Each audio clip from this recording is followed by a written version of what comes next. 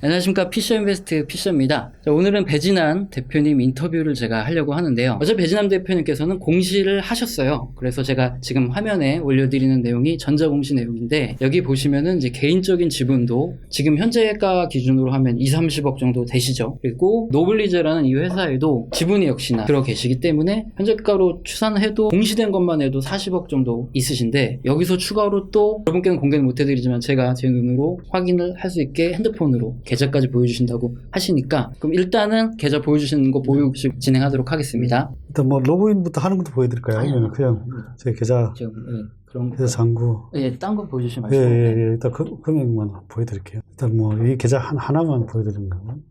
일단 지금 보여드리는 것처럼 제가 지금 눈으로 확인을 했거든요. 근데 정말로 슈퍼 개미 맞으시고 이제 수백억 자산가가 맞으십니다. 그러니까 이렇게 확인해 주신 분은 이제까지 한 분도 못 봤어요. 그래서 오늘은 제가 존경심을 가지고 인터뷰를 할 수 있을 것 같습니다. 여러분께서 얻어가실 게 굉장히 많으실 것 같고요. 시작을 하도록 하겠습니다. 안녕하십니까. 저는 레슨몬의 대표 배진환이고요. 사업체로는 반찬천국이라는 쇼핑몰 하나 가지고 있고요. 또 노블리제라는 투자회사 하나 가지고 있고요. 레슨몬이라는 교육 중개 플랫폼이랑 또 지금 레슨몬 TV라는 유튜브 활동을 하고 있습니다. 제가 생각했을 때는 경기를 먼저 보고요. 그 다음에 산업을 보고 그 다음에 종목으로 들어가는 이 방법이 저희 초보자분들이 보기에도 가장 이해하기 쉽고 그 방법으로 접근을 했을 때 그래도 실패할 확률이 좀 낮다고 저는 생각합니다. 일단은 경기 분석부터 먼저 대표님께서 생각하시는 지금 주식시장을 투자해야 될 시점인가 아닌가, 이거에 대해서부터 하나하나 풀어가도록 하겠습니다.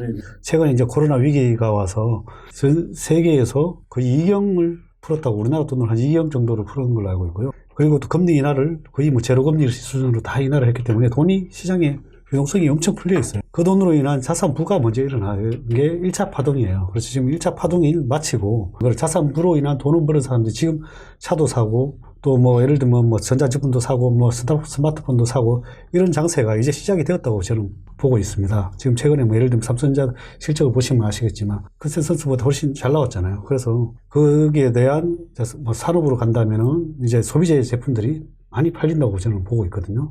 그래서 그 다음에 이제 그 산업군이 올라가고 나면 고용이 많이 창출됩니다. 고용이 창출되고 나면 다시 이제 엘리어트 파동으로 4파 조정을 거치고 5파 상승 랠리가 시작이 됩니다. 3파, 5파가 남아있으니까 거기라도 먹어라. 이 3파동이라도 잘 먹으면 여러분들이 계좌든 자산 부를 일으키는데 큰 도움이 되린다고 여러 번 얘기했습니다. 문제는 말씀하신 대로 미 연준이 돈을 굉장히 많이 풀고 유럽도 그렇고요, 일본도 그렇고 중앙은행이 돈을 풀어서 이 돈이 자국의 증시로만 갔던 시장이 펼쳐졌었고, 그리고 지금 시장에서는 이제야 우리나라에 좀 들어오는 거거든요. 그래서 보시면은 2011년에 양적 완화가 시작됐을 때 그때 미국 주식시장이 2배 갈 때 우리나라 코스피는 횡보를 했고요.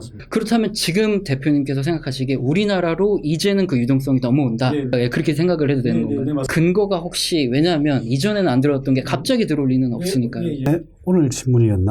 이렇게 보니까 미국 펀드 자금이 95조 달러가 들어와 있더라고요. 95조 달러면 거의 10경, 우리나라 돈으로 10경 정도 되는데요. 10경 뭐 9천조? 뭐 그 정도 되는데, 이 10경이면은 뭐 사실은 20년 내 최고치더라고요. 그것도 있지만은, 나는 이제 또 다른 시각으로 봤을 때, 미국이 바이든이 당선이 됐잖아요. 당선이 되면 사실은 거기에 대해서 세금을 인상을 할 거란 말입니다. 점차적으로. 그러면 이제 내가 만약에 미국의 펀드 매니저라면 앞으로 미국의 주식은 실적이 저하될 거란 말입니다. 그러면 이제 내 같으면은 다른 나라를 눈여겨보는 거죠. 거기서, 그러고 자기 주식이 상당히 많이 올랐잖아요. 그러니까 이제 딴 나라에는 싼 회사들이 많이 보이는 거죠. 내가 만약에 미국 펀드 매니저라면은 나는 이제 전 세계에 뭐 싼 회사들을 많이 찾아볼 것 같아요. 지금은 이제 미국 주식이 너무 많이 올랐고 보니까, 신흥국들이 더 싸네.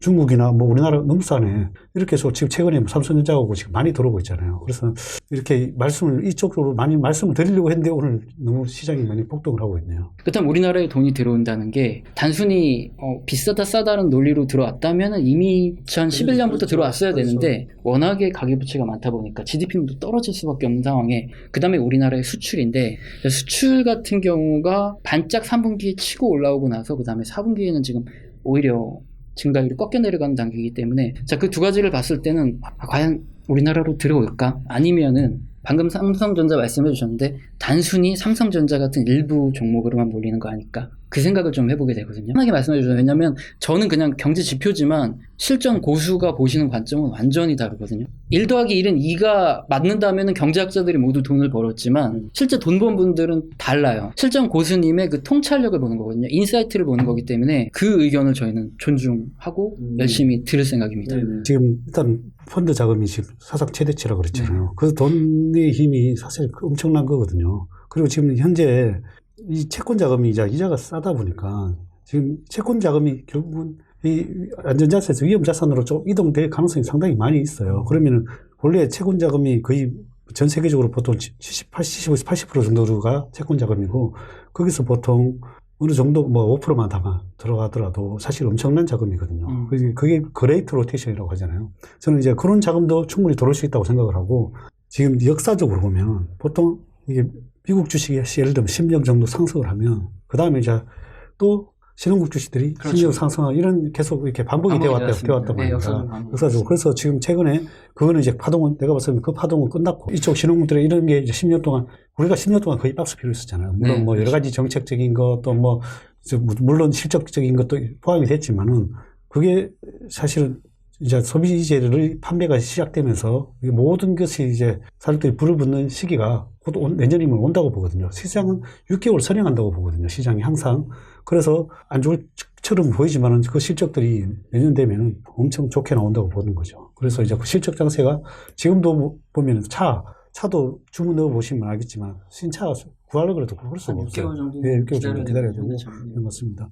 그리고 뭐 가전제품도 그렇고 이런 사안돼서 지금 벌써 소비가 많이 시작되고 있는 거예요. 그게 자산부로 인한 이게 제품들을 사는 시장이 벌써 형성이 되고 있다는 거죠. 그래서 그 다음에 뭐 여러 가지 뭐 소비재라든지 이런 것들이 다 된다면은 그게 다 예를 들면 우리나라 삼성전자 메모리가 안 들어갈 수 없는 거거든요. 메모리 반도체라는 게. 그래서 삼성전자적인 게 상당히 삼성전자, 현대차 이런 것들을 보면 긍정적으로 나타날 수 있다. 기아차 뭐 이런 것들을 해서 그 외에 뭐 식품이나 뭐 소비재라든지 이런 것들도 충분히 좋을 수 있다고 생각을 하고 있습니다. 네. 방금 말씀해 주신 부분 제가 그래픽으로 올려드릴 텐데 2000년도부터 2010년 이전까지 원자재 시장이 굉장히 많이 중국에서 블랙홀처럼 빨아들이면서 신흥국 주식시장은 지금 보시면 4배 이상 이렇게 올랐지만 미국 주식시장은 거의 2배 정도 올랐거든요. 자, 그 다음에는 지금 2020년까지는 미국 주식시장이 4배, 5배 오를 동안에 신흥국 주식시장은 2배 이 정도밖에 못 오른 거죠. 자, 그렇다면은 지금은 다시 신흥국으로 로테이션이 돼야 되는데 그럼 지난 2000년부터 2010년까지는 원자재 사이클이 컸기 때문에 신흥국 자체에서 원자재가 굉장히 중요하거든요. 그죠? 그렇다 보니까 올랐는데 그럼 이번에는 총매는 어떻게 보면 채권 자금의 이동 아니면은 말씀해주신 거대한 자금이 일단 미국에 있다가 일부가 빠져나오면서 들어오는 그런 것들이 원동력이 될 걸로 보시는 건지 아니면 모든 경기 실행 지표를 구리로 많이 보잖아요. 지금 구리 같은 경우에는 7,000불이 지금 올라가지고 있거든요. 그래서 이 구리를 보면 이게 나는 구리가 더 올라간다고 보거든요. 그래서 원자재로 봐준다면 저는 제일 많이 보는 지표가 구리거든요. 구리가 더 상승하지 않을까 이렇게 생각을 하고 있습니다. 삼파주는 좀 주로 대형주나 가치주들이 많이 주로 상승을 하니까 그 전에 못 올랐던 가치주 장세들이 이제 지금 보면 은행, 건설 최근에 보면 지금까지 안 올랐던 것부터 증권, 그다음에 뭐 대형주이죠, 화학주 뭐 이런 것들 다 지금 올라가고 있거든요. 그래서 여러분들이 지금까지 묵혀있던 뭐 이렇게 대형주가 있다면 가만히 들고 계시면 좋을 겁니다. 경기 민감주가 올라간다는 거는 이번에 백신 나오기 전부터 생각하신 거예요? 아니면 이번에 백신 소식을 듣고? 저는 원래 역발상을 좋아하다 보니까 네. 벌써 백신이 나온다고 생각을 하고 컨택트 관련주를 은택트라고 막 얘기할 때 저는 이제 컨택트를 시작을 한 게 저였어요. 그리고 그게 한 2-3달 전에 이제 시작을 했는데 컨택트 관련주를 사야 된다고 500만 원으로 10억 만들기 프로젝트를 해가지고 만들어 올린 적이 있어요. 그 후로 내가 여행주들 이렇게 추천했었거든요. 근데 그게 벌써 여행 다니지도 않는데 세상은 내가 아까 6개월 선행한다고 말씀드렸다시피 벌써 100% 오른 종목도 있고 또 뭐 어떤 건 70% 오른 종목도 있고 그래요.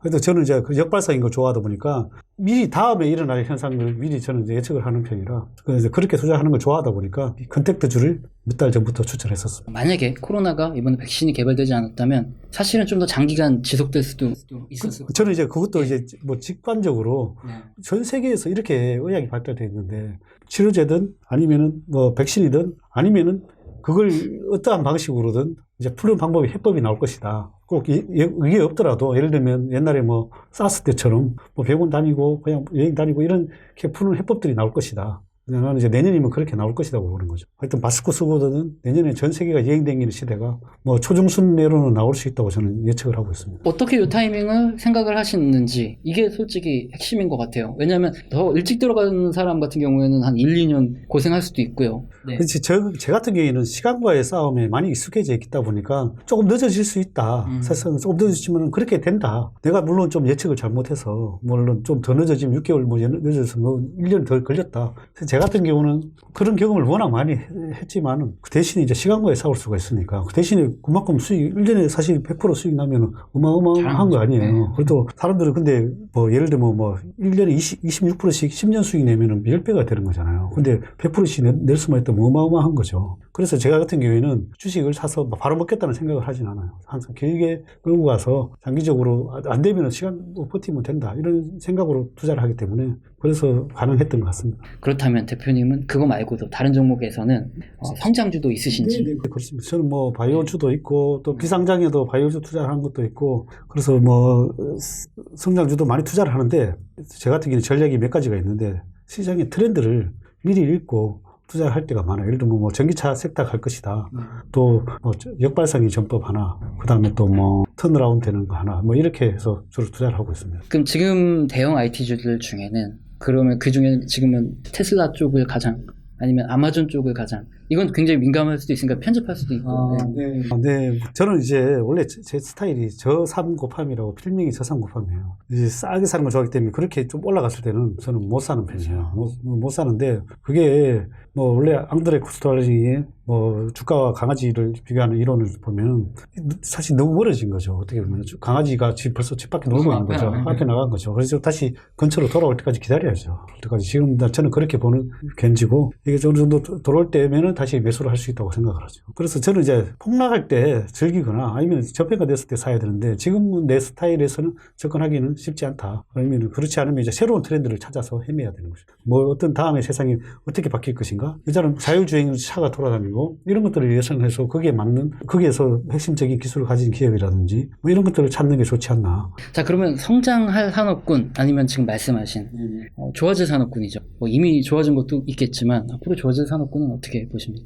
어쨌든 자산 불을 일으켰잖아요. 그래서 불을 일으켰으면 그 사람들이 소비가 일어날 거 아니에요. 그러면 뭘 사겠어요? 소비재를 사야 되는 거죠. 뭐 옷도 살 수도 있고, 그다음에 뭐 예를 들면 뭐 화장품도 살 수도 있고, 뭐 시계도 살 수도 있고, 가방도 살 수도 있고, 그다음에 차도 사고, 가전제품도 사고 다 산다고 보면 되죠. 그럼 소비재에서 내가 뭐 좋아하는 제품이 뭔가 이게 잘 될 것 같아. 그런 것들을 잘 눈여겨 보시면 저는 좋다고 생각을 하고, 내가 뭐 좋아하는 제품들이 있으면은 더 찾아보시면 좋을 것 같아요. 그래서 소비재 무조건 된다고 보고 거기서 어떤 게 가장 매출이 일어날 것인가, 어느 회사가 좋을 것인가 이런 것들을 찾아보시는 게 좋지 않나 싶습니다. 옷 같은 경우도 그렇죠. 우리 옷이나 이런 대부분의 소비재 같은 경우에는 우리나라 그 통계청에 지금 자료되어 있는 소비심리지수랑 거의 사실은 유사하게 움직여 왔거든요. 그럼 대표님께서는 우리나라 소비 심리가 이제 앞으로 더 살아날 것이다 이렇게 보시는 거고요.